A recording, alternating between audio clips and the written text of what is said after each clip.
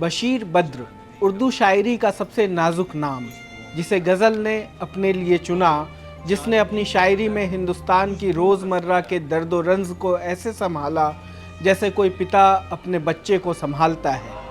यह नाम आज हमारे बीच अपनी मिट्टी छोड़कर चला गया। भारत में उर्दू गज़ल के शहंशाह का खिताब हासिल करने वाले डॉक्टर बशीर बद्र ने 91 साल की उम्र में अंतिम सांसें ली। हालांकि डॉक्टर बशीर बद्र करीब 14 बरस से डिमेंशिया की गिरफ्त में थे।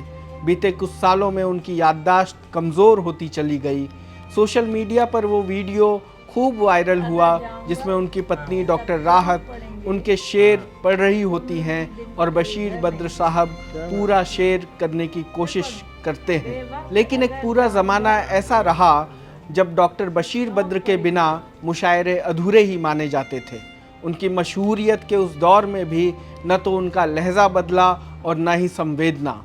उन्होंने लिखा, इसीलिए तो यहाँ अब भी अजनबी हूँ मैं, तमाम लोग फरिश्ते हैं, आदमी हूँ मैं। बशीर बद्र की ज़िंदगी सिर्फ शायरी और मुशायरों की कहानी नहीं है।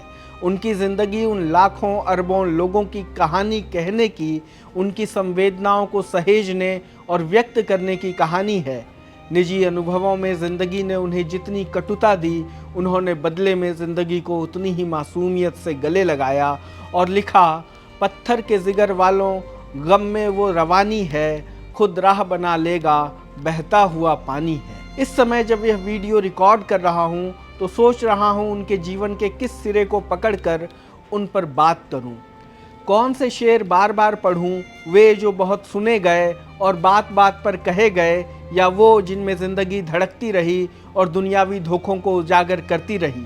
उन्होंने लिखा, बड़े लोगों से मिलने में हमेशा फासला रखना, जहाँ दरिया समुंदर से मिला दरिया नहीं रहता। फरवरी 2018 में बद्र आखिरी एनडीटीवी एनडीटीवी पर दिखाई दिए थे। परिवार और पत्रकार अनुराग द्वारी की तमाम कोशिशों के बावजूद वे अपने सबसे मशहूर शेर तक याद नहीं कर पा रहे थे।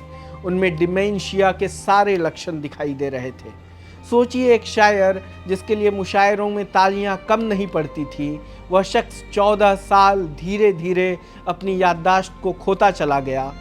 अच्छा ही हुआ शायद कि उन्हें अंतिम समय में मेरठ के वो दंगे याद न रहे हों जिनमें उनका पूरा दीवान यानी शेरों का संग्रह, पूरा घर जलकर राख हो गया था, जिसके सदमे में उन्होंने लिखना बोलना छोड़ दिया था और जब लिखा तो वो शेर जैसे अमर हो गए। उन्होंने लिखा, लोग टूट जाते हैं एक घर बनाने में, तुम तरस नहीं खाते बस्तियां जलाने में, और जाम टूटेंगे शराब खाने में, मौसमों के आने में, मौसमों के जाने में। हर धड़कते पत्थर को लोग दिल समझते हैं, उम्रें बीत जाती है दिल को दिल बनाने में। लेकिन उनका दिल तो जैसे बना बनाया आया था। उनको याद करते हुए हिंदी के मशहूर कवि कुंवर नारायण की पंक्तियां याद आ रही हैं कि इतना कुछ था दुनिया में लड़ने झगड़ने को, पर ऐसा मन मिला कि ज़रा से प्यार में डूबा और जीवन बीत गया। उत्तर प्रदेश के अयोध्या में 15 फरवरी 1935 को पैदा हुए बशीर बद्र ने कम उम्र में ही शायरी शुरू कर दी थी, लेकिन उन्हें शोहरत मिलनी तब शुरू हुई जब 1960 के दशक में उनके एक शेर को हिंदी फिल्मों की मशहूर एक्ट्रेस मीना कुमारी ने अपने हाथों से लिखकर एक मैगज़ीन को दिया। वो शेर था, उजाले अपनी यादों के हमारे साथ रहने दो, न जाने किस गली में ज़िंदगी की शाम हो जाए। बाद में उनके बेटे नुसरत बद्र एक किस्सा सुनाया करते थे कि जब उन्होंने दिलीप कुमार से ऑटोग्राफ मांगा और दिलीप कुमार को पता चला कि वे बशीर बद्र के बेटे हैं, तो उन्होंने ऑटोग्राफ की जगह बद्र साहब का यही मशहूर शेर लिख दिया। रोज़मर्रा की हुज्जतों पर शेर लिखने वाले इस मासूम शायर ने भारत पाकिस्तान के रिश्तों पर जब लिखा और पाकिस्तान के मुशायरे में पढ़ा तो पूरी महफिल में सन्नाटा छा गया। वो शेर था, दुश्मनी जम कर करो लेकिन ये गुंजाइश रहे, जब कभी हम दोस्त हो जाएं तो शर्मिंदा न हो। 1987 के मेरठ दंगों में उनका घर जला दिया गया। फिर मेरठ से उनका मन ऐसा टूटा कि कभी मेरठ वापस नहीं गए। उन्होंने भोपाल को अपना ठिकाना बना लिया और यहीं के होकर रह गए। दैनिक भास्कर में अलीम बज़मी ने लिखा कि डॉक्टर बद्र की शायरी का सबसे खास पहलू यह है कि उन्होंने गज़ल को आसान लफ्ज़ों में ढाला। उनकी शायरी न तो अरबी फारसी के भारी भरकम लफ्ज़ों में जकड़ी हुई है और ना ही क्लासिकी रवायतों की गुलाम। उन्होंने नए लफ्ज़ों को गज़ल में जगह दी और नए तजुर्बे किए और गज़ल को एक नया आयाम दिया। डॉक्टर बशीर बद्र की पत्नी राहत बद्र ने उनकी ज़िंदगी से जुड़े कई किस्सों के बारे में बताया। एक इंटरव्यू में उन्होंने बताया कि बशीर बद्र जब कॉलेज में पढ़ते थे तो उनकी शायरी और गज़लें काफ़ी मशहूर थी। जब उन्होंने अलीगढ़ विश्वविद्यालय में उर्दू में एमए करने के लिए एडमिशन लिया तो उनकी गज़लें पढ़ाई जाती थीं। तब ये चर्चा होने लगी कि क्या बशीर बद्र अपनी ही गज़लों पर पूछे गए सवालों का जवाब देंगे। तब उनके प्रोफेसर ने साफ किया था कि उनके लिए अलग से पेपर बनाया जाएगा। बशीर बद्र अपनी गज़लों की परीक्षा नहीं देंगे। इसके बाद उनके लिए अलग पेपर बनाया गया और उन्होंने यूनिवर्सिटी में टॉप भी किया। इससे भी रोचक किस्सा उनकी पीएचडी का है। उन्होंने अपनी पीएचडी की डिग्री करीब 5 दशक बाद हाथ में ली।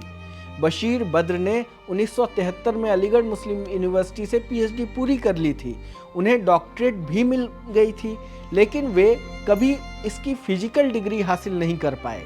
इसके बाद उनकी ज़िंदगी शायरी, मुशायरों, मेरठ दंगों की त्रासदी और फिर डिमेंशिया जैसी बीमारी के दौर से गुजरती रही।